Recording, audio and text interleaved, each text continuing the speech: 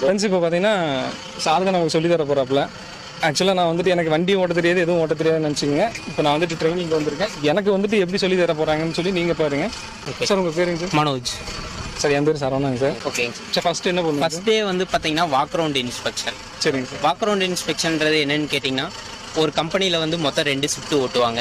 2 shift ஓட்டும் போது வேற ஒரு ஆப்ரேட்டர் டேமேஜ் பண்ணி வண்டி நிப்பாட்டிட்டு போயிட்டாலும் நம்ம எடுக்கும்போது அந்த வண்டி டேமேஜ் ஆகிருக்கும். நம்ம பண்ணோமா அவங்க பண்ணோமான்றது தெரியாது.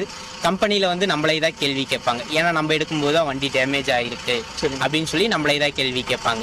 ஃபர்ஸ்ட் டேவே வந்து நம்ம வாக் அரவுண்ட் இன்ஸ்பெக்ஷன் சொல்லி கொடுத்துருவோம். என்னென்னலாம் வண்டியில் வந்து செக் பண்ணணும், என்னென்னலாம் பார்க்கணுன்றதை இப்போ நம்ம பார்க்கலாம். ஓகேங்களா? ரைட் சைடு வந்து இதில் வந்து பார்த்தீங்கன்னா டீசல் டேங்க் வந்துடும். லெஃப்ட் சைடு வந்து ஹைட்ராலிக் டேங்க் வந்துடும். ஓகேங்களா?